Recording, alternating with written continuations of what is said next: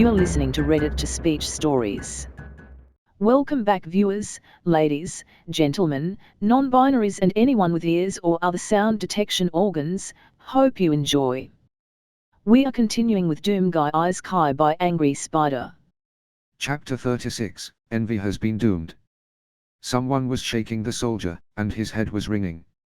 His eyes snapped open, squinting in the unexpected green light. Daisy was bodily holding onto his right arm, the only part of him she could move, and was trying to pull him. He wasn't sure why. Shaking his head, he sat up, and she gasped in immense relief, throwing her arms around his neck. She tried to say something, but it came out as a wordless babble as she collapsed into tears, shaking as she clutched at him. The soldier was surprised by the reaction. She hadn't known him all that long, after all. He cautiously patted her head, unsure of the situation at hand, and she slowly calmed down. Backing away, she rubbed her eyes and choked, "Sorry. You looked like you were." Coughing, she sat down and timidly finished, "I'm glad you're okay." Getting to his feet, the soldier looked around and was surprised to find himself on the other end of the dome where he'd been fighting Envy a moment ago. There was a smoking crater where he'd remembered firing the BFG. The top half of Envy's head was sitting next to it, an expression of blatant disbelief on her face. The lower half was nowhere to be seen. Well, that was easy. Raising an arm, he found his armor smoking and charred, rapidly repairing itself even as he watched. He held it a little closer to his face, finding the quick-moving reparation to be mildly satisfying. He blinked hard, trying to shake away the green spots floating in his vision from the BFG's blast. Tugging at his other arm, Daisy said, "I can't believe you actually killed Envy. Well, she was one of the more powerful guys down here. Are you planning on taking on the other 8? The soldier nodded, and she stared at the ground for a moment. Shaking the worst of the dust off his armor, the soldier started heading back to the hole he'd blown into the wall. Doom. He turned around to find her staring at the ground, standing still. He'd nearly forgotten that her feet were unprotected against the rocks, and considered being worried about that. Before he could make up his mind, she quietly said, "You know they are going to come after you, right?" He gave her a thumbs up. That wasn't really part of the plan, but it'd make it a lot easier for him if the other 8 did end up looking for him, then he could kill all the main ones at the same time. Granted, it'd probably be a bit more difficult than his short-lived battle with Envy, but with a BFG and his motto, he was confident he could win. She looked up at him, trying to meet his eyes with hers. She looked worried. "I don't want you to die." The soldier walked over and rubbed her head fur again. "I don't die." He meant it, too. He'd spent years in his hell without dying, after all, and he was even stronger here. With enough guns, he considered himself to be practically immortal. She didn't seem to believe him all that much, and kicked at the ground silently. After a moment, she asked, "Have you ever lost?" "Oh, who am I kidding, they're not lost. If you've ever cared about someone, and I think you did, maybe." Daisy trailed off, and Isabel gave her a lick to the back of the head. The leapery was anxious enough that she didn't notice. "Did anyone you know die?" The soldier paused. Yes, he knew people that had died. There were few faces that he remembered from before his descent into hell, but he would never forget theirs. She folded her legs and carefully sat down on the stony ground, her tough shorts doing a good job of protecting her from the hostile terrain.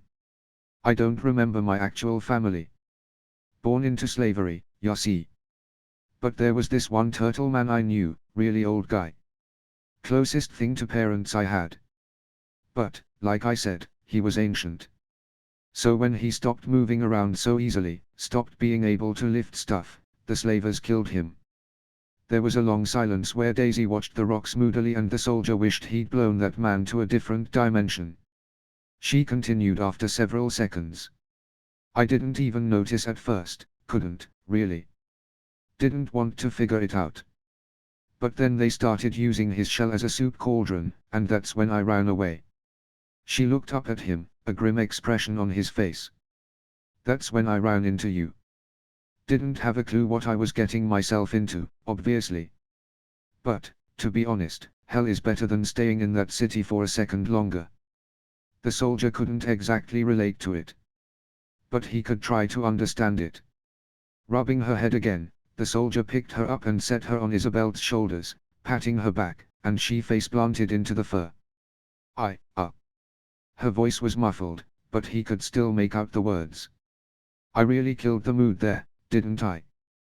Bad timing and all. It was not bad timing, the soldier knew. Mental injuries were often more crippling than physical ones. It was why he'd decided that slaying demons was both therapeutic and a game, as opposed to decades of constant, endless gory battle. Which it really was, but he'd conditioned himself to enjoy it. That, or he was just the sort of person who just really enjoyed slaying demons. Probably the latter, in all honesty. Once they left the building, the soldier noticed the cocoons were still there, with a darker, rougher color encasing their outside. They were no longer transparent and had grown somewhat. The soldier briefly considered blasting them too. Well, they were already in hell. Somewhere deeper. He opted not to think about it too hard. Something distracted him, a blue board hovering in the corner of his vision. How long had that been there? Pulling it in front of him, the soldier raised an eyebrow. You have performed a significant action. You may select between 2 perks as a reward. He shrugged. He'd never turned down a free ability, after all. The moment he saw the options, he froze. Daisy noticed immediately and looked alarmed. What is it? Doom, is everything okay? Everything was better than okay. It was excellent. He pushed the second option, ignoring the top one.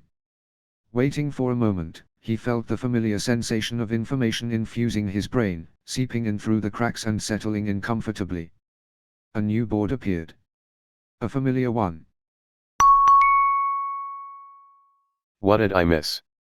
End of chapter. If you enjoyed, like, subscribe, click the bell so you don't miss any episode and do all the other YouTube stuff. Visit and support the author. All the relevant links are in the doobly-doo, and comment your opinions, good or bad.